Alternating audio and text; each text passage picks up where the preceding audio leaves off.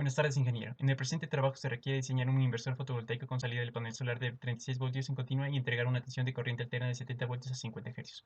Primero se procede con el modelamiento de la celda fotovoltaica.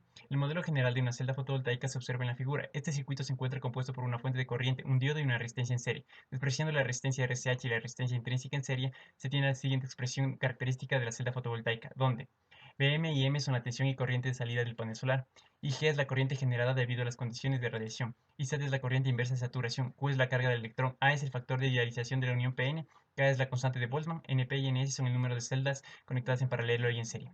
Para el modelo se tiene que aumentar la irradiancia G en vatios sobre metro cuadrado y la temperatura en grados centígrados. El número de celdas configuradas en paralelo es de 4, el número de celdas configuradas en serie son 56, esto tomando en cuenta que se desea que el panel fotovoltaico tenga una salida de 36 voltios en continua. Además, en la tabla 1 se muestran los parámetros de diseño del panel fotovoltaico. En función de la expresión de la corriente de generación G se modela en Simulink con los bloques algebraicos y los valores de los parámetros definidos en la tabla anterior. De igual manera, para la corriente inversa de saturación ISAT se modela en base a la expresión matemática. Una vez modelada la corriente inversa de saturación y la corriente de generación que sirve para completar la expresión de la celda fotovoltaica, se procede a modelar y a juntar los bloques como se observa en la figura. Como siguiente paso realizamos el análisis del convertidor boost con los parámetros de diseño ya establecidos. Para ello analizamos en tiempo on y en tiempo off, obteniendo la curva de voltaje y corriente. Con esto tenemos el ciclo de trabajo, la inductancia y la capacitancia. Simulamos enlace abierto, con lo cual tenemos un voltaje de 100.1 voltios que es aproximadamente 70 raíz de 2, lo cual estamos buscando. Analizamos el lazo de control como siguiente paso y buscamos la función de transferencia GSDS y analizamos su estabilidad.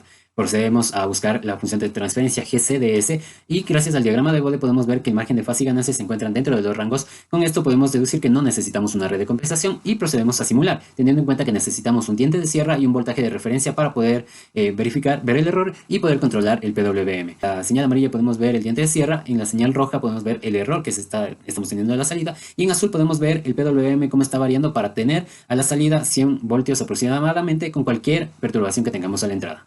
Modulación del inversor corriente continua o corriente alterna. En primera instancia, se diseñó el inversor de puente completo conformado por 4 transistores y JBT también con un control PWM que activará la compuerta de los transistores, y a la salida se implementó un filtro paso abajo de segundo orden CRCL para tener a la salida una señal sinusoidal con una amplitud de 70 voltios AC.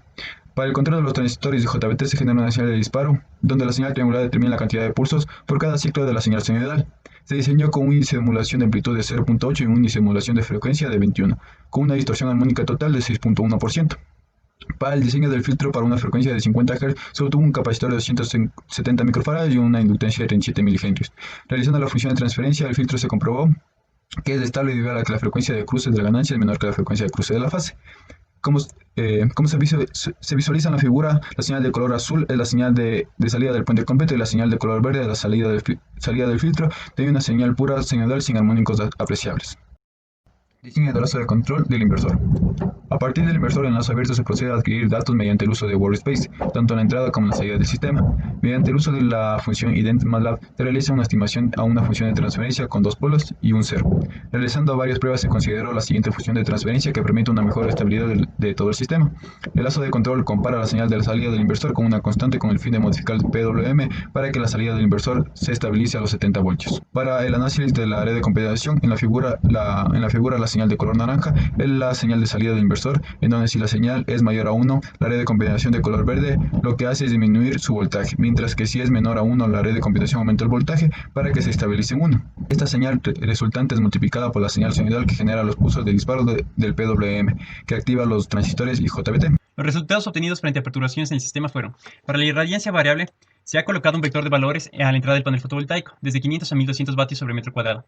La salida del panel fotovoltaico se muestra en la señal amarilla, donde se ven las variaciones. Sin embargo, a la salida del convertidor boost se mantiene constante aproximadamente a 100 voltios. De igual manera, la salida del inversor a 70 voltios en AC, con una frecuencia de 50 Hz.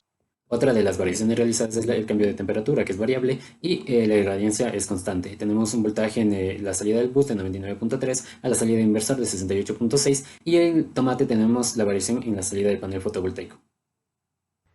Para las perturbaciones en la entrada del inversor, de igual manera se ha colocado un vector de valores, donde se ve la señal en celeste, la salida del inversor y la señal en rojo. Hay una señal en verde, que es una simulación anterior, donde se ve que las variaciones son mínimas con la señal actual. En la última prueba realizamos el cambio de la frecuencia, que es 40 Hz. Podemos ver en la gráfica que el periodo nos da 0.025, lo cual es 40 Hz. La última prueba son 80 Hz. Podemos ver en la gráfica que nos da la frecuencia que deseamos. En esta última gráfica podemos analizar las tres frecuencias distintas con las cuales hemos probado: 40, 60 y 80 Hz.